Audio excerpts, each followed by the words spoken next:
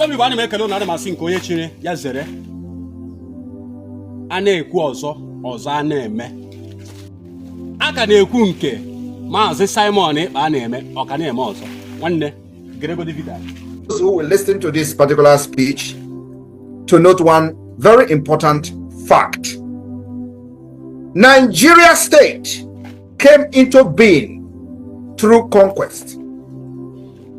This is a fact that nobody can change. Nigeria came into existence through conquest.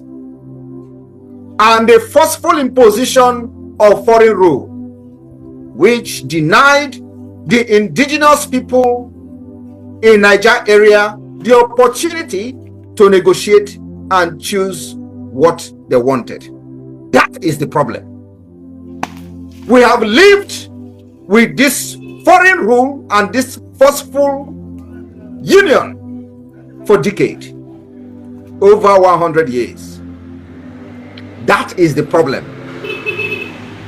Now, I want everyone listening to me today to also understand that after this forceful union of Nigeria called the amalgamation, successive regime, both before and after the shambolic independence, continue to hold the state together in a similarly forceful manner, the same pattern and the methodology that the conquest and invasion and the colonizers came in with. They thought by the forceful and the barrels of the gun, they will continue to kill people for the unity of Nigeria.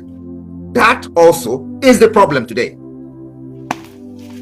So, this impression that they are creating, that the country must remain as crafted from the amalgamation by the colonialists, and that this country called Nigeria unity is non-negotiable. That is also the problem. We have lived from centuries to century, and today we are in the era of 21st century.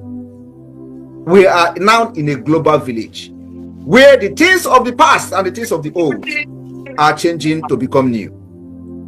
And they don't want to change Nigeria with the dangerous diversity that have now emanated from different angles and the different injustices and corruption, and now Nigeria has found itself to become an Islamic state. That is the problem. However, the state has continued to experience instability, insecurity, and the swelling lava of so-called agitation like they branded us today for self-determination. The Biafran government in exile and in the homeland, called the de facto government, has taken the liberation or so-called agitation from agitation to liberation by using what I called a multi-dimensional approach, relying on documentary evidence, observations, and descriptive analysis of the Nigeria state. By continuing to expose Nigeria and the nature of the Nigeria to the international community, especially to the new generational decision makers that didn't have the knowledge about how Nigeria come into existence. They have to be educated to know why we are fighting and why we must fight till Biafra is recognized and become an independent state. There is no going back. So they need to be educated to know when this thing comes to their table, the decision they could make that will impact the world. Because this is not just about Africa, but to impact the world positively. Nwanne m metụrụ m aka na share button tụsa video nke ọma. Ndewo na ụmụnne m.